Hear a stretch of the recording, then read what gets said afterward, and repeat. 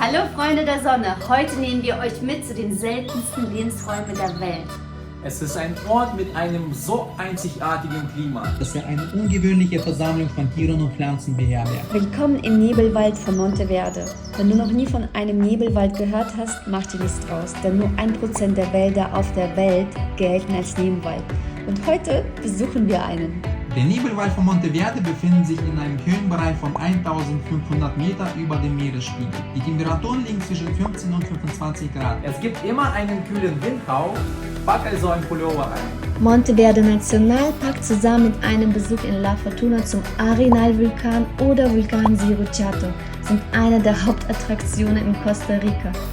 Und das liegt daran, dass es sich um ein einzigartiges Reiseziel handelt. Deshalb empfehlen wir den Besuch zum Vulkan als auch den Besuch zu Monteverde in deine Reiseplanung aufzunehmen. Es gibt 1000 Strände in Costa Rica, an der karibischen und an der pazifischen Seite, aber nur ein Monteverde. Also, lass uns die Reise beginnen.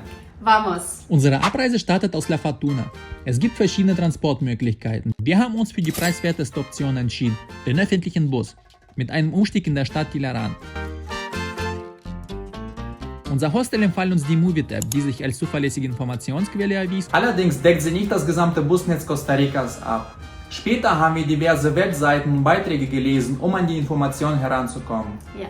Der private Shuttle wäre deutlich die schnellere Variante, aber auch kostenintensiver, 50 € pro Person. Ein Auto kann sich für einen Kurzurlaub schon als lohnende Investition erweisen, da es Zeit und Nerven spart, die mit den Busfahrten verbunden sind.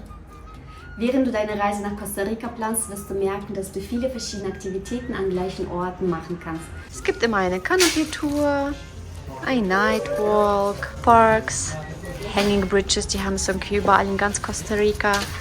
Was gibt's noch? Man kann auf einem Pferd reiten. Und schaut euch nochmal die Preise an, ja. Kaffeetouren für 40 und Wasserfälle für diverse Preise. Was gibt's noch? Das ist interessant hier, diese Freie-Aktivitäten. Man kann einen Baum besuchen. Wow! Ja, in der Nähe hier von Santa Elena. Ein Mädchen war gestern da und der Baum sieht ja cool aus, aber sogar dort haben sie eine Kasse aufgestellt. Ja, und Sunrise ist natürlich auch aktuell noch in Costa Rica kostenlos.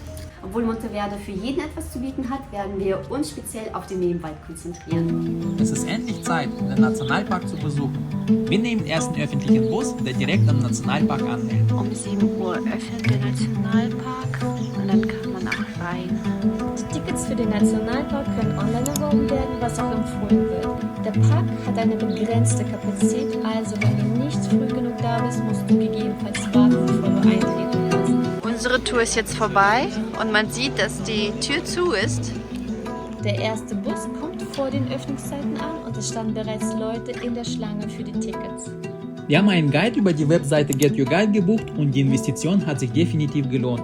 Nicht nur, dass du mehr lernen kannst, als du dir jemals merken könntest, sie wissen, wo sich die kleinen Kreaturen verstecken. Und wie man Dinge entdeckt, die du sonst einfach übersehen würdest. These things, they don't sting, don't bite. The only defense mechanism is the camouflage. And when they walk, they go like, you know the chameleons that they go like back and forth. Here in this place we have about 2,500 species of plants.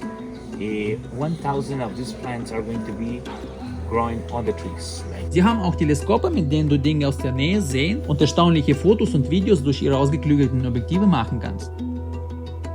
Monteverde, der Name bedeutet auf Spanisch grüner Berg und hat ca. 10 Hektar geschütztes Land. Aber nur 1% des Parkes stehen den Benutzern zur Verfügung, der Rest dient zum Schutz der Tierwelt.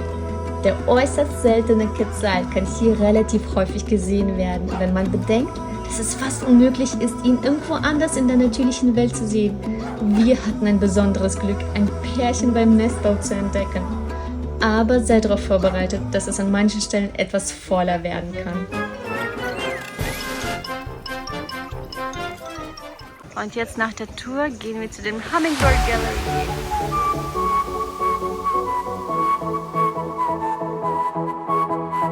Mit etwas Geduld kann man auch ruhige Momente abwarten, wenn die Menschenmasse sich verzogen hat.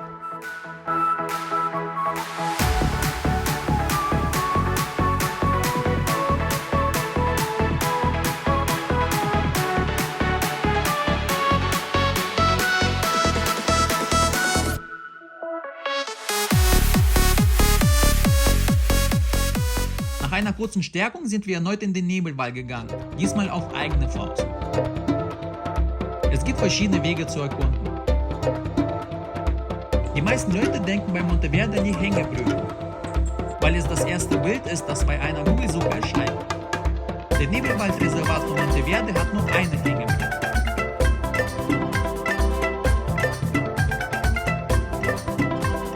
Die Vorstellung, dass man den Tieren hier an jeder Ecke begegnet, ist bei mir nun zerstört. Die stehen nicht in der Reihe und warten, bis Julia vorbeikommt und sie filmen kann. Und auch die Guides haben es gar nicht so leicht, die Tiere zu finden. Der Cloud Forest selber, das ist nicht nur ein Forest sozusagen, sondern es besteht aus mehreren Nationalparks. Und deshalb haben ja auch die Tiere eine sehr große Freifläche. Die Vegetation hier sieht richtig cool aus.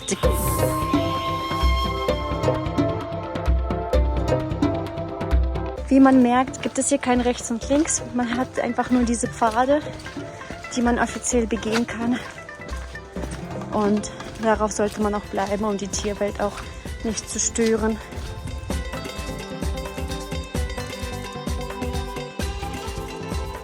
Und bevor wir uns verabschieden, wollen wir euch noch Stellas Café empfehlen. Der beste Ort, um Vögel und, wenn man Glück hat, auch Affen zu sehen. Hier werden die Tiere mit Früchten angelockt, sodass du sie beim Genuss deines Kaffees beobachten kannst.